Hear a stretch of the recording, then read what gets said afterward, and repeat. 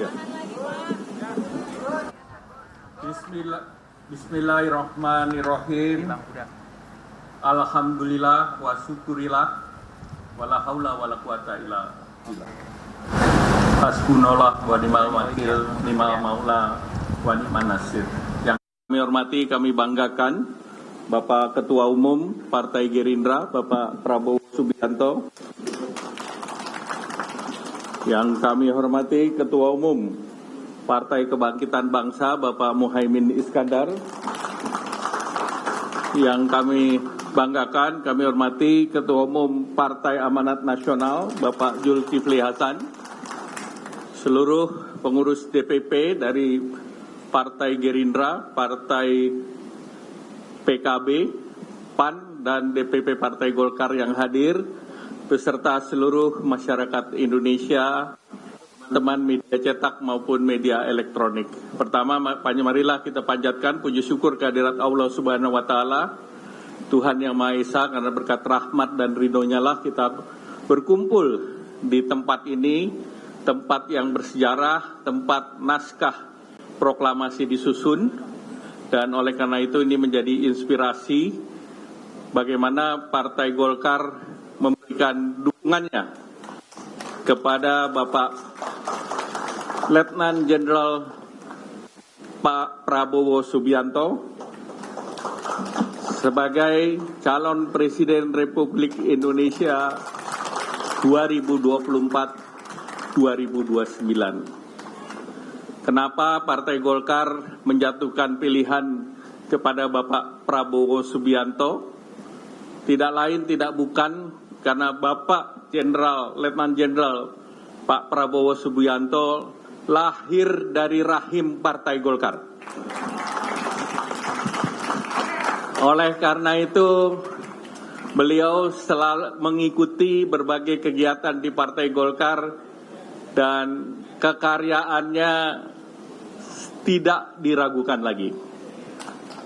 Ini egaliter, searah, sejalan, dan setujuan dengan Partai Golkar, Pak Prabowo. Oleh karena itu, sekarang kita menghadapi tantangan berikutnya. Republik Indonesia 3 kali di persimpangan jalan. Pertama di tahun 65 kita berbicara mengenai komunisme dan Indonesia lolos dari crossroad tersebut. Kemudian di 98 crossroad antara otoriter dan demokrasi. Nah, Indonesia juga memilih reformasi dan sampai sekarang kita masuk dalam persimpangan ketiga. Apakah negara ini menjadi negara maju atau negara yang berpendapatan menengah? Di Asia tidak banyak negara yang lolos. Oleh karena itu, kepemimpinan 10 tahun ke depan sangat penting. Dan Partai Golkar melihat kepemimpinan Bapak Prabowo Subianto sangat tepat untuk membawa Indonesia lolos dari middle income trap. Indonesia sekarang sudah berada dalam track yang benar, yaitu pendapatan per kapita kita sekarang 4.500 dan diperkirakan akhir tahun depan, di akhir pemerintahan Bapak Joko Widodo, Ma'ruf Amin, ditargetkan 5.500. Dan target selanjutnya kita lebih dari 10.000. Dan ini harus dibawa kepemimpinan dan nakoda yang tepat. Karena jangan sampai pendapatan per kapita kita turun lagi. Di Asia hanya Jepang, Korea, Singapura yang lolos. Dan saat sekarang tentu kesempatan 13 tahun bonus demografi menjadi sangat penting.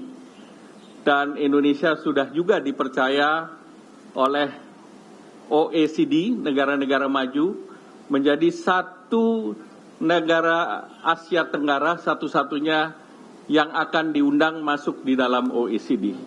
Dan ini proses memakan waktu 3-4 tahun ke depan. Tanpa leadership yang kuat, bisa saja seperti Chili. baru diterima setelah 8 tahun. Nah, saya berharap kemarin Bapak Presiden Joko Widodo di istana mengatakan Indonesia prosesnya harus lebih cepat dari Chile, yaitu 3-4 tahun. Artinya proses yang diawali oleh Bapak Presiden Joko Widodo wajib dilanjutkan, dan kami merasa bahwa Bapak Prabowo Subianto adalah tokoh yang tepat untuk melahirkan Indonesia menjadi negara maju.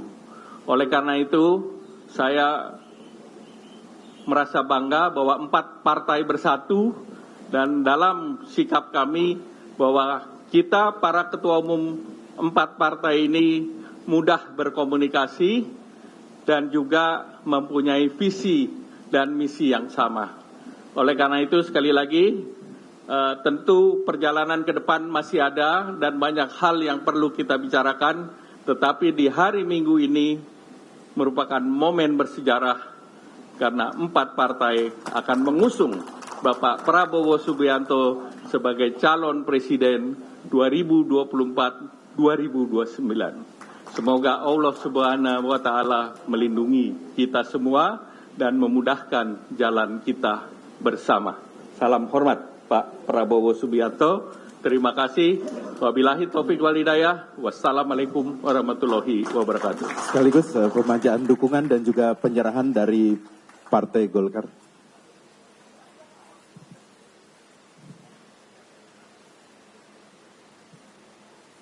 Pernyataan dukungan dan penyerahan surat dukungannya. Oke. Untuk itu dipersilakan kepada Bapak Erlangga Hartarto untuk kembali ke tempat.